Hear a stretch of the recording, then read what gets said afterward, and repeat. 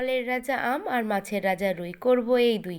আজকের রেসিপি আম রুই। Hey guys, তুলিকার কিচেনে সবাইকে ওয়েলকাম। আজকের রেসিপি আম রুই। তাহলে দেখে নেওয়া যাক এই রেসিপিটা আমি কিভাবে বানাই। প্রথমেই মাছগুলোর মধ্যে নুন, হলুদ আর কাঁচা সর্ষের তেল দিয়ে 10 মিনিট ম্যারিনেট করে রেখে দেব। এই সময় আমি আমটা কেটে নিয়ে চলে আসছি। এবারে কড়াইয়ের মধ্যে তেল গরম করে নুন হলুদ মেখে রাখা মাছটা ভেজে নেব।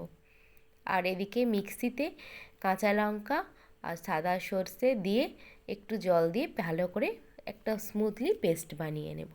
মাছগুলো ওদিকে ভাজা হয়ে গেছে, মাছগুলো উঠিয়ে নিচ্ছি। একই তেলে কালো জিরে আর শুকনো লঙ্কা ফোড়ন দেব।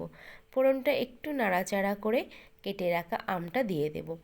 আমটা বেশ ভালো করে ভেজে নেব, কারণ আমটা যত ভালো করে ভাজা হবে তরকারির টেস্টটা সম্পূর্ণ আলাদা হয়ে যাবে।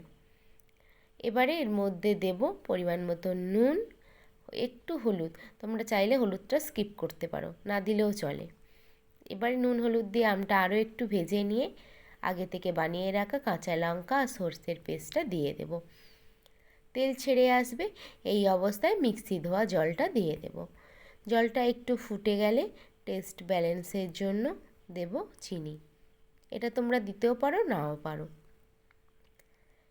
এবারে দেব ভেজে রাখা মাছগুলো দিয়ে 5 মিনিট মতো ফুটিয়ে নিয়ে গ্যাস অফ করে সবশেষে দেব 1 চামচ কাঁচা সর্ষের তেল। এই তেলটা দিলে এই আমরুইয়ের টেস্টটা জাস্ট অসাম লাগে। তোমরা এটা কিন্তু অবশ্যই দিও। তাহলে আজকে রেসিপি রেডি আমরুই।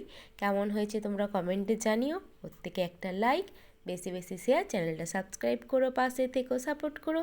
তাহলে আজকের মতো টাটা, দেখা হবে আগামীকাল আবারও কোনো একটা রেসিপির সাথে।